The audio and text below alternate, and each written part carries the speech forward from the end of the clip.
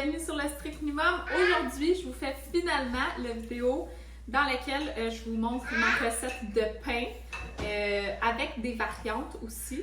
Donc, quand je fais un pain au chocolat, un pain au raisin, un pain au bleuet, je vais vous montrer. J'ai trouvé une façon vraiment simple de faire des variantes, fait que je vais vous montrer ça aussi dans la vidéo.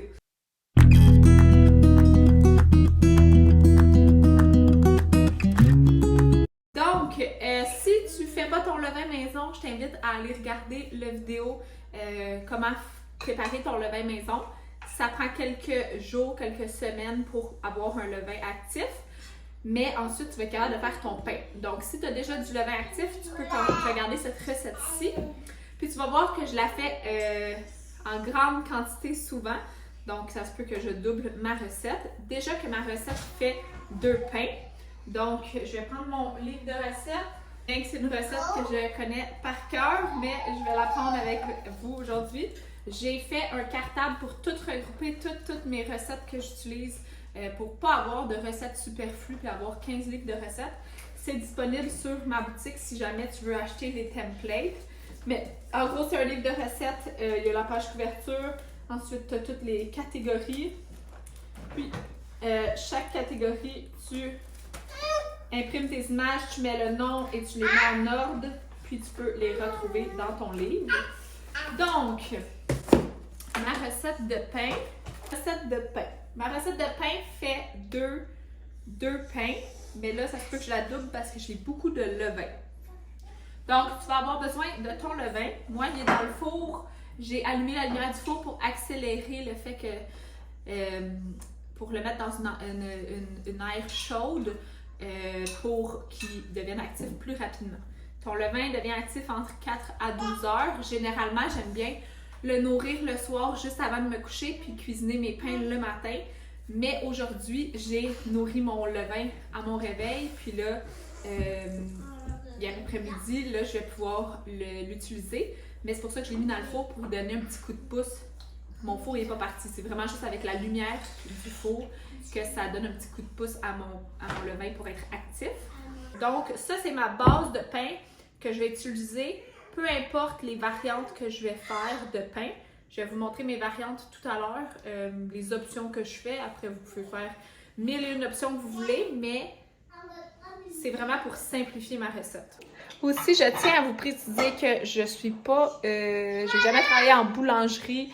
C'est juste que je fais mon pain depuis 2 ans maintenant au levain. Puis je veux vous partager ma recette qui est très simple parce que des fois, je pense qu'on se casse trop la tête avec le pain au levain puis on essaie de faire toutes les étapes, tout exactement. Fait que je vous montre ce que moi je fais pour faire ça simple puis ce qui fonctionne depuis 2 ans pour moi. Donc, j'espère vraiment que vous allez aimer ma recette. Les personnes avec qui j'ai partagé ma recette sont vraiment contentes parce que ça a simplifié leur cuisine au levain. Puis, ils adorent le pain. Donc, bref, voilà. Donc, il n'est pas à son état parfait. Il y aurait encore eu le temps de doubler, de prendre du volume encore, mais je vais l'utiliser quand même. Je suis sûre que ça va faire l'affaire. Donc, tu attends que ton levain soit actif, donc qu'il y ait doublé de volume et qu'il y ait des bulles à l'intérieur. Tu as besoin de ton levain, tu as besoin du sel, de la farine non blanchie, de l'eau. C'est tout. Le levain, tu dois... Le levain, tu dois utiliser 2 tasses de levain pour la recette de 2 pains. Moi, je vais doubler, donc regardez pas exactement ce que je fais, mais 2 tasses de levain.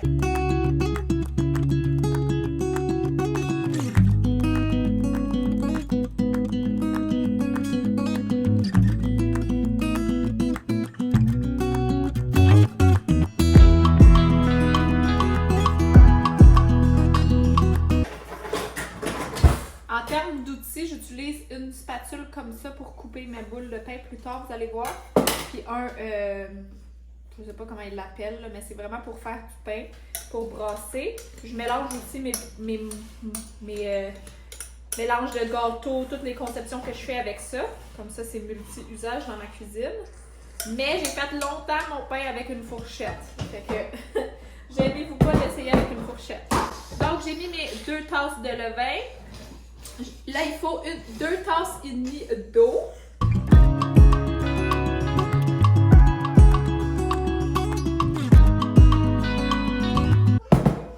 La plupart des recettes suggèrent de l'eau tiède, mais personnellement, je mets toujours de l'eau froide puis ça fait vraiment très bien. Donc là, c'est juste de diluer ton levain avec ton eau avant de mettre les autres ingrédients.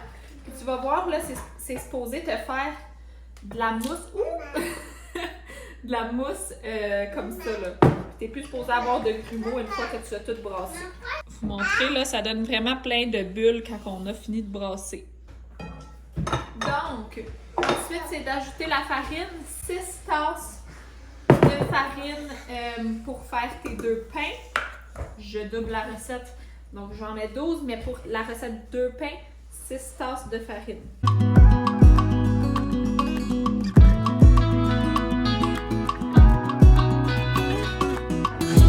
Donc, j'aime ça incorporer la farine graduellement, puis après en rajouter, puis brasser un peu, puis en rajouter, puis brasser un peu, parce que sinon c'est difficile de faire le mélange, surtout quand tu doubles ou triples ta recette.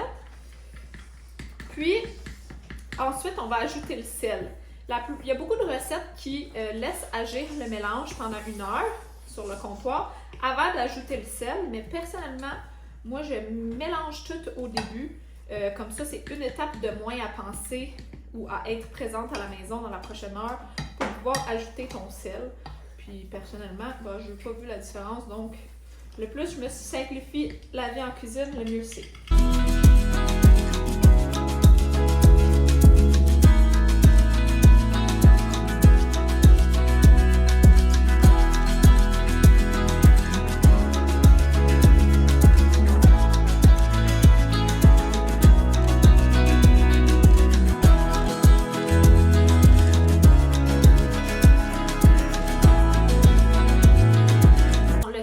J'aime bien l'incorporer au milieu de mon incorporation de farine. Comme ça, c'est plus facile de le mélanger dans tout le mélange.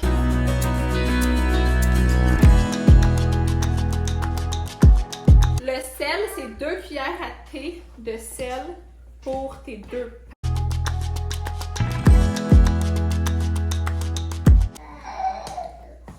Donc, je le rappelle, les ingrédients, c'est pour faire 2 pains, c'est 2 tasses de levain, 2 tasses et demie d'eau, 6 tasses de farine, 2 cuillères à thé de sel.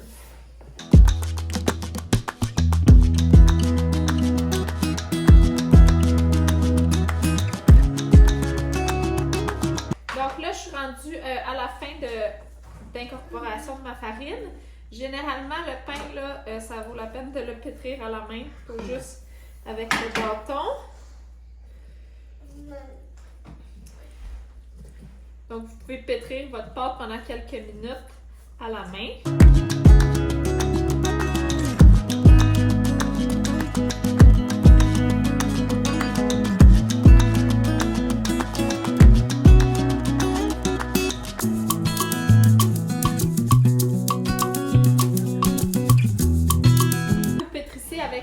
La pâte avec la main. Un conseil aussi, c'est de mouiller votre main au préalable. Comme ça, c'est plus, ça colle un peu moins.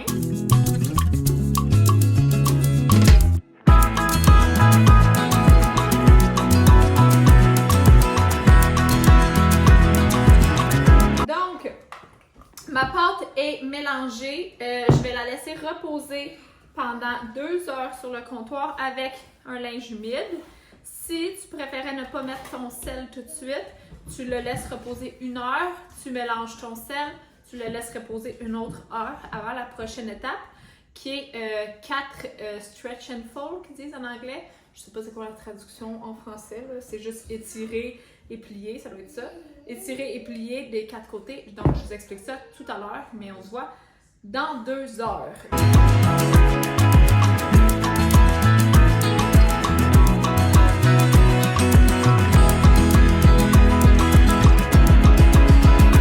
Ça fait 2 heures que mon pain repose sur le comptoir. Donc là, on est rendu à l'étape du stretch and fold, étirer et replier. Puis, dans cette étape-là, à chaque 30 minutes, on va faire 4 stretch and fold. Donc, on va venir prendre le pain on va étirer, on va replier sur soi-même 4 fois.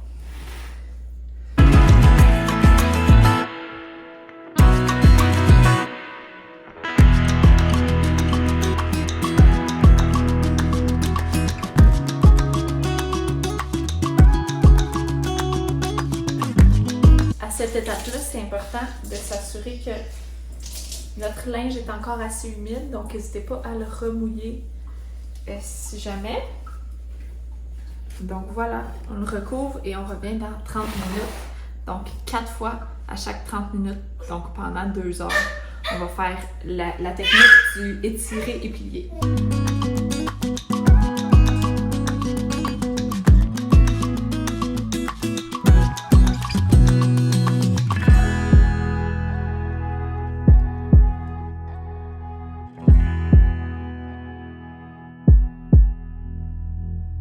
Rendu à l'étape de ton 4e étiré et plié, tu devrais voir là, une différence dans ta pâte. La texture est vraiment pas la même qu'il y a 2 heures. Donc, tu fais tes 4 étirés et pliés. Après 2 heures de temps, tu commences à former tes pains. Pour former les pains, tu t'assures d'avoir une surface de travail propre, bien évidemment. Tu peux mettre de la farine sur ta surface.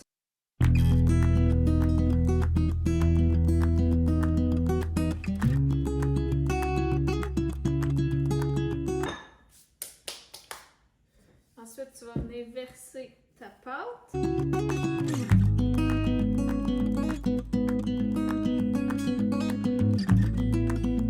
Donc, c'est à cette étape-ci que tu vas former tes pains et que tu vas ajouter les ingrédients que tu veux ajouter. Je vais vous montrer qu'est-ce que moi je fais comme pain parfois. Mais tu peux trouver les variantes que tu décides, que tu préfères. Donc, admettons, si je fais, je vais juste me rajouter de la farine. Si je fais un pain au raisin, au préalable, je vais avoir fait bouillir de l'eau. Je vais avoir mis mes raisins dans l'eau bouillante pendant quelques heures, juste pour dire qu'ils prennent l'humidité et qu'ils ne soient plus des raisins secs. Donc, je vais avoir fait ça. Je vais préparer ma pâte. Donc, je vais juste venir l'étendre. Puis, je vais y déposer de la cannelle. Tu peux mettre du sucre aussi, moi j'en mets pas. Et tu peux mettre des raisins, puis après tu vas rouler ton pain. Je vais me faire aujourd'hui des pains au chocolat. Donc, mais c'est le même principe.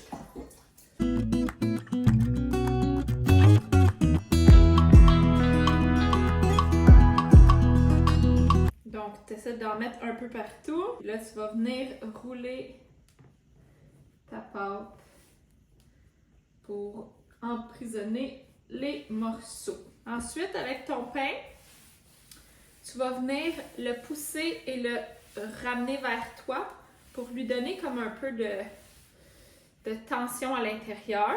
Puis, quand tu mets rien dedans, c'est la même chose. Tu fais juste étirer ta pâte. Puis, tu viens fermer ton pain comme ça et tu roules sur lui-même. Et ensuite, tu pousses et tu reviens.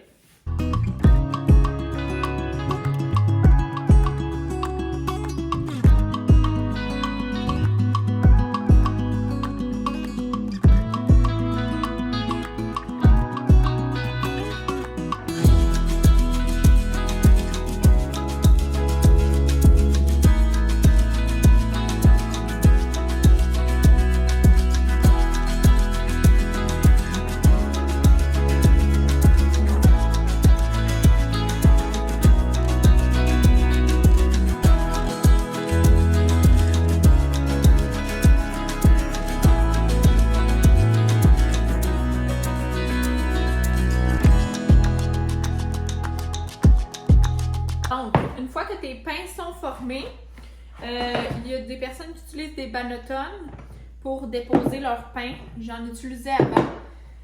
Puis là, j'en utilise pas parce que je vois pas la différence. De salir un autre contenant. Fait que moi, je mets mes pains tout de suite dans les plats dans lesquels ils vont être enfournés. Même si il reste encore un 2 heures à laisser reposer sur le comptoir avant de les enfourner.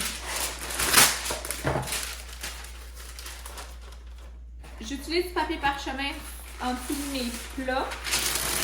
Je crois qu'il y a des personnes qui vont beurrer leurs plats. J'ai jamais testé, mais j'utilise le papier parchemin. Puis après, je le réutilise pour quand je vais congeler mon pain. Donc, c'est comme pas perdu.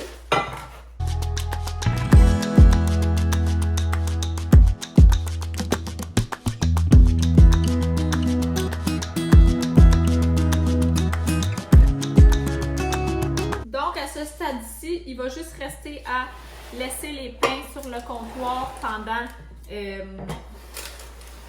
2 heures avant de les mettre au four. Encore une fois, on utilise notre linge humide pour pas que les pains sèchent. Et voilà, donc on laisse reposer pendant 2 heures sur le comptoir. D'ici là, on peut faire un peu de vaisselle.